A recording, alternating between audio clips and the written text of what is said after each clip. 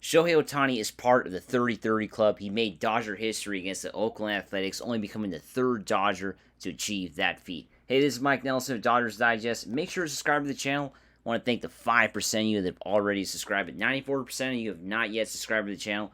I want to make sure you subscribe to the channel so you don't miss out on any big Dodger stories.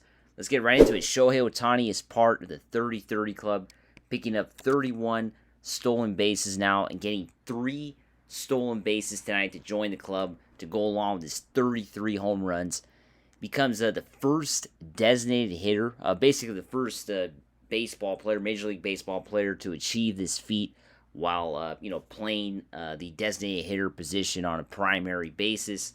And he becomes the 4th fastest player to achieve this in baseball history. Just a historic, feat for one of the best players in baseball history already in his young career, and arguably, the best player in today's game. Picking up 3 stolen bases in one baseball game tonight against the Oakland Athletics. Just a awesome night for Shohei. And what a way to get into the 30-30 club, something that, players aspire to, especially players like him, players that can hit for power and also run the bases. He already has 33 home runs and now has 31 stolen bases to join the 30-30 club. Congratulations to Shohei Ohtani. What an awesome year for Shohei in his first year as a Dodger. I don't think anybody expected him to be this dominant already at the plate and already running the bases. A lot of people were disappointed going into the 2024 season when they found out that Shohei was not going to be pitching. But he has definitely, made up for that, hitting the ball, just having an amazing season at the plate, hitting .309, leading the National League in batting average, and then, of course, with those 33 home runs and now 31 stolen bases joining the 30-30 club. The last player to do this, to achieve this feat, was Matt Kemp back in 2011 when he had 39 home runs and 40 stolen bases. That was the last player on the Dodgers to do that. That was 13 years ago. Hard to believe. I remember 2011. I was still in high school. I remember those days watching Matt Kemp. And then before that was Raul Mondesi, who was the other player to get the 30-30 club feat. And that was twice. 1997, I was too young for that. 30 home runs and 32 stolen bases, and then he did it again in 99. And yes, I was also too young for that. 33 home runs and 36 stolen bases, the late 90s era for the Dodgers. But Shohei Ohtani, just an amazing performance. Let's go back to Friday night, him getting that 3-run homer. Just a crazy home run. The Dodgers, of course, did lose that game 6-5, but that was a fun moment in the top of the ninth inning, him, getting the team back in that game. After, striking out with the bases loaded in the 7th, him getting that home run in the ninth to make up for it was pretty awesome. But what a Saturday night. Dodgers getting a 10-0 win. And the big highlight that, of course, everybody around baseball is talking about right now is, of course, Shohei Ohtani, joining the 30-30 club. 4th fastest in baseball history. I wanted to kind of go over that. The fastest player to achieve this feat was in 1987. Eric Davis did it in 90 games. A-Rod did it in 98 in 107 games. And now Shohei has tied Bobby Bonds. Yeah, Bobby Bonds, father of Barry Bonds, did it in 1973 with the San Francisco Giants. 108 games played. Ohtani has matched Bonds' feat with 50. That was 50 years ago.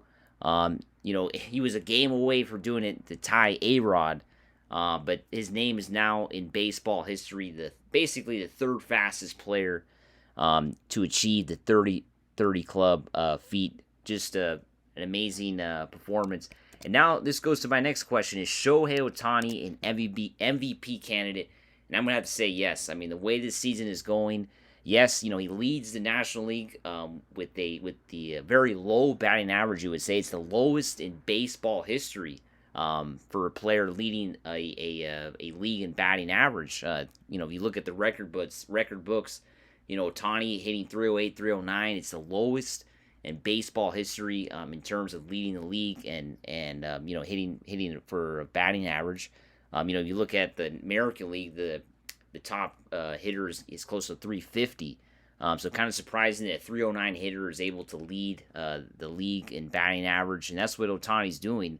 There, of course, there will be some naysayers that say, well, his average wasn't even that high, but this year the National League is just not having a lot of good hitters, and Shohei Ohtani's definitely taking advantage of that, leading the league. So, yes, he is an MVP candidate now, leading the league in home runs as well, and then also close to the RBI mark. I mean, this guy can almost potentially hit for a triple crown this season. So that's something to keep an eye on. Shohei Ohtani can potentially hit for a triple crown. I believe the last Dodger to do that was 60 years ago, if I'm not mistaken. The last Dodger to hit for a triple crown. So Shohei Ohtani is definitely in the conversation for that if the things continue as they are, with his hitting just being at another level, and the home run count continues to grow. He just got to get his RBI count up. Not leading the league in RBIs now, but you can't write him off to potentially hit for a triple crown. An MVP candidate, yes, I think Shohei Ohtani is the candidate. Of course, he's won the MVP with the Angels before, as we know. So for him to continue that with the Dodgers would not be a surprise at all. Him winning the MVP, him being an MVP candidate has to be something that I think people out there are thinking about for sure. Without Shohei Ohtani, the Dodgers would not be where they are right now. They probably would not be in first place if you look at the injuries this season. Mookie Betts being out. Now Freddie Freeman, who's been on leave the last 2 weeks. The Dodgers would not be where they are without him. So I think he definitely deserves a chance to be an MVP, to get that candidacy to win the MVP award for the National League for sure. So we'll see what happens. Of course, there's still a lot of games left for the Dodgers. Still a lot of games left for Ohtani. So there's still a long way to go for sure. Got to make sure he stays healthy. But I don't think anybody saw him winning MVP in a season that he did not pitch at all. Because in 2024, we're not going to see Ohtani pitch this season. But the way this season is going, him joining the 30-30 club, and maybe potentially the 40-40 club, the way it's going. I mean, he has 33 home runs. I'm going to say he's going to get to over 40 home runs. And can he get 9 more stolen bases? I'm going to say yes. So we could potentially see Ohtani reach the 40-40 club. I believe he'd be the first Dodger to achieve that feat. So that would be something historic if he could do that in his first Dodger season. Just an amazing performance. Very excited to see what happens in the next few months for Ohtani. Now, let's get into Jack Flaherty, who had his first start with the Dodgers against the Oakland Athletics. Great to see Jack in Dodger blue for sure. Just great to see him out there, playing great. He spoke about tonight's game to reporters. Let's go to that right now. Congratulations, Dodgers debut. How would you just say that was for you? Anytime you get a chance to help the team win, that's kind of all that matters. That's the important part of it.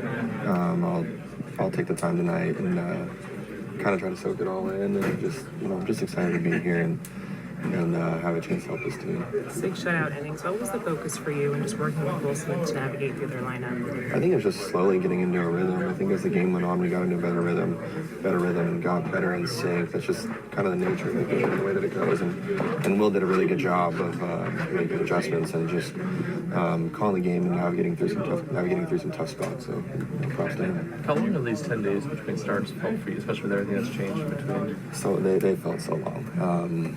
It was nice to get back out there. I've been itching for it. Didn't know when it was going to be or who it was going to be with. So it felt like it's been a while since I've been on the mound, but it was nice to get out there and get a win. You said curveball heavy. Is that just matchup dependent, or is it feeling really good with it early on? Or? I think it just felt good with it, and just one of those things. I think you'll see things kind of even out a little bit more as we get into a little bit more of a rhythm and kind of get on a normal routine and rotation here. But every game is different, so you never know. Jack Flaherty there talking about his 6-inning shutout win tonight, and a 10-0 win for the Dodgers. Didn't give up any runs in 6 innings. That is courtesy of Bleed Los Dodgers podcast. Just a great performance for Jack Flaherty, including a 6th-inning jam that he was able to get out of. The A's had bases loaded with nobody out, and Jack Flaherty was able to get through that without giving up any runs. Kind of started out a little shaky, giving up 2 hits in his first 2 at-bats in this game, but then able to get through that, not giving up any runs in the 1st inning.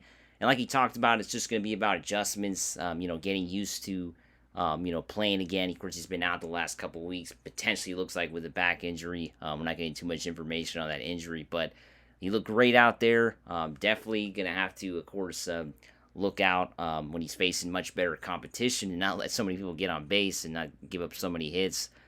He kind of struggled with control in this game, definitely leaving some off-speed pitches in bad spots.